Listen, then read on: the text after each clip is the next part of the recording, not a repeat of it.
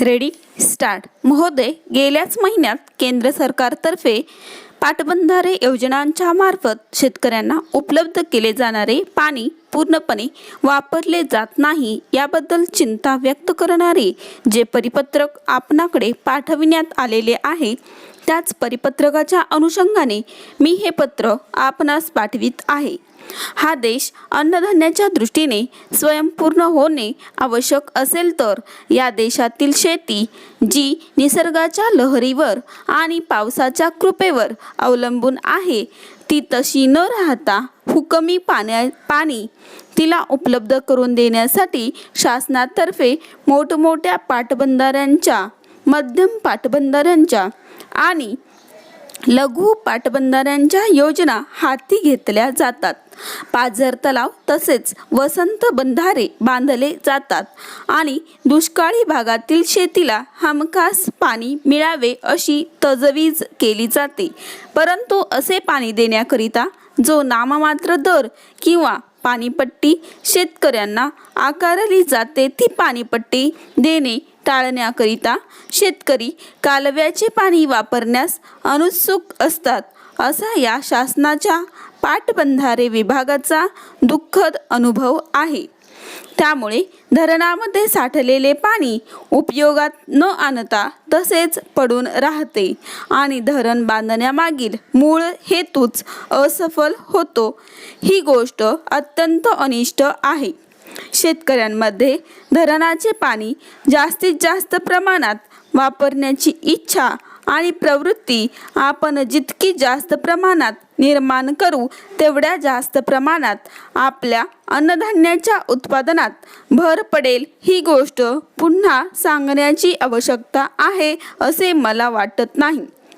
केंद्र सरकारतर्फे आलेल्या परिपत्रकात हीच चिंता व्यक्त करण्यात आलेली आहे याची आपणास जाणीव आहेच. म्हणून मला आपणास विनंती करावयाची आहे की आपल्या विभागात ज्या पाटबंधाऱ्यांच्या योजना आहेत, त्यांच्या परिसरात राहणाऱ्या शेतकऱ्यांना आपण धरणाचे पाणी शेतीला घेण्यामागे त्यांचा किती फायदा आहे हे पटवून देण्याची एक पद्धतशीर मोहीम आपण हाती घ्यावी आणि त्याचा परिणाम म्हणून येत्या खरीप हंगामामध्ये किती शेतकरी हे पाणी वापरतात त्याची माहिती शासनाला कळवावी. मला याची कल्पना आहे की आपल्या कार्यक्षेत्राचा विस्तार फार मोठा आहे आणि अनेक हजार शेतकरी आपल्या विभागात आहेत जे हे पाणी वापरू शकतात. त्यामुळे आपल्या हाताखाली असणाऱ्या कर्मचाऱ्यांच्या मदतीने आपण हे काम करू शकणार नाही. म्हणून आपणास विनंती आहे की आपल्याला हे काम करण्याकरिता जादा कर्मचाऱ्यांची आवश्यकता आहे हे आपण या विभागाला त्वरित कळवावे, म्हणजे वित्त विभागाची मान्यता घेऊन तो कर्मचारी वर्ग आपणास मंजूर केला जाईल. या विभागाची अपेक्षा आहे की आपण ही माहिती येत्या 15 दिवसांच्या आत या विभागाला कळवाल. आपण असे केले तरच वित्त विभागाची मान्यता घेता येईल. केंद्र सरकारने जे काम आपणाकडे सोपविले आहे त्या कामाच्या अंमलबजावणीमध्ये आपण पूर्ण सहकार्य द्याल अशी या विभागाची खात्री आहे. ओव्हर.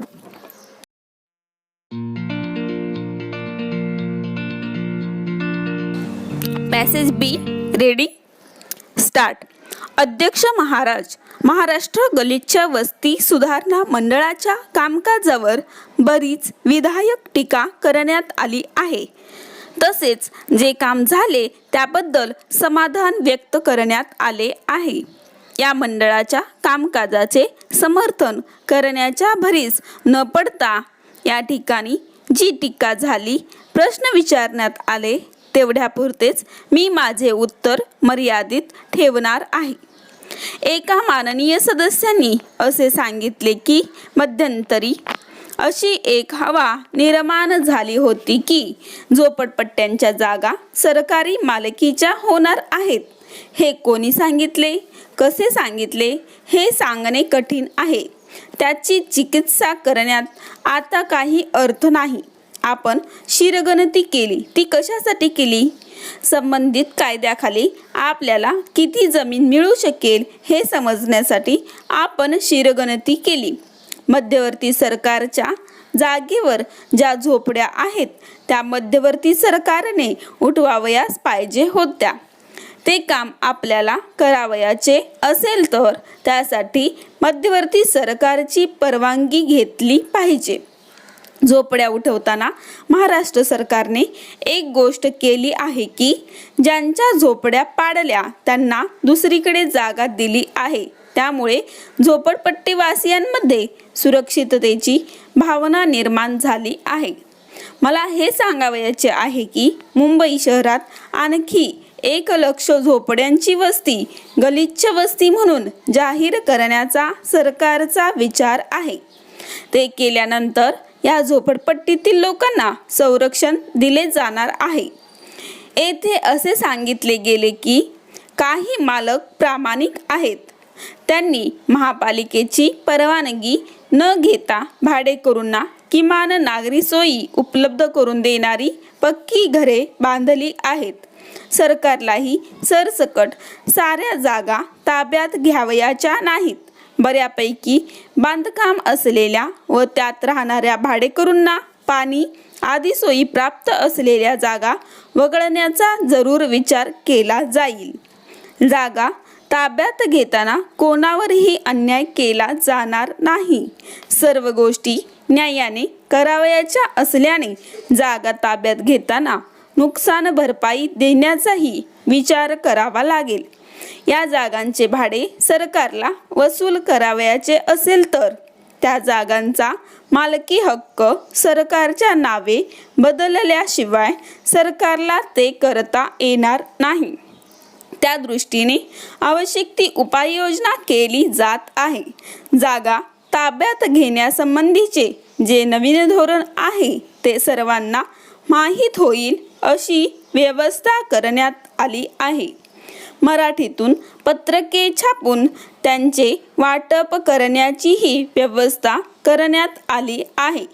मला सन्माननीय सदस्यांना एक विनंती करावयाची आहे. एकीकडे अनधिकृत बांधकामे होऊ देऊ नयेत असे सांगितले जाते, तर दुसरीकडे या प्रश्नाकडे सहानुभूतीने पाहावे असे सांगितले जाते. त्यामुळे शासन कात्रीत सापडते. अनधिकृत बांधकामे होऊ न देण्याची समाजसेवकांची जबाबदारी आहे व त्यांनी त्यासाठी योग्य वातावरण निर्माण केले पाहिजे. इतका खुलासा केल्यानंतर माननीय सदस्यांचे समाधान होईल अशी मला आशा आहे. ओव्हर. आताचे दोन्ही पॅसेजचे डिक्टेशन दिलेलं आहे ते 120 शब्द प्रति मिनिट ॲक्युरेट डिक्टेशन आहे. तुम्हाला तुमचा स्पीड वाढवायचा असेल, गती वाढवायची असेल तर वारंवार तुम्हाला सराव करणे गरजेचं आहे. दिवसातून 3 ते 4 पॅसेज तुम्ही गिरवले पाहिजेत. तुम्हाला आउटलाईन येत नाही तर त्या आउटलाईन कशा काढायच्या त्या तुम्ही स्वतःही तयार करू शकता. जशा आहेत तशाच पाहिजेत असं नाही. आपल्याला जे सोप्या वाटतील त्या आउटलाईनही तुम्ही तयार करू शकता, जेणेकरून तुमचं स्पीड वाढेल आणि त्या आउटलाईन कशाच्या आहेत ते तुम्हाला लक्षात राहिलं पाहिजे. अशा आउटलाईन तुम्ही काढा. आणि सराव हा एकच पर्याय आहे की तुमची गती वाढेल लघुलेखनाची. त्यामुळे डेली तुम्ही 3 ते 4 पॅसेज लघुलेखन केलंच पाहिजे. पुस्तकातलं आता आपण डिक्टेशन घेतोय, पुस्तकातलं डिक्टेशन वारंवार घेतल्यामुळे तुम्हाला थोडं सोपं जाईल, परंतु ॲक्च्युअल वर्कमध्ये किंवा ॲक्च्युअल एक्झाममध्ये वेगळं डिक्टेशन असण्याची शक्यता नाकारता येत नाही. त्यामुळे संपादकीय लेख किंवा लोकराज्य मासिकातला लेख अशा लेखांचं सुद्धा तुम्ही डिक्टेशन घेतलं पाहिजे. नवीन वर्ड्स कोणते येतात त्यांच्या आउटलाईन तुम्ही तयार केल्या पाहिजेत, तरच तुमची आउटलाईनची किंवा लघुलेखन स्पीडने घेण्याची गती तुमची चांगली होईल आणि तुम्ही सहज परीक्षा पास व्हाल.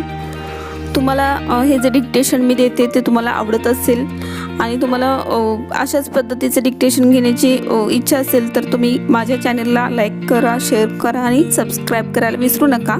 आणि त्याचबरोबर तुम्हाला कोणत्या प्रकारचे डिक्टेशन पाहिजे आहेत हे कमेंट्समध्ये सांगायला विसरू नका, जेणेकरून मला एक अंदाज येईल की तुम्हाला कोणत्या स्पीडने किंवा कशा पद्धतीचे जास्त डिमांड्स आहेत, त्यानुसार मी डिक्टेशन देण्याचा प्रयत्न करेन.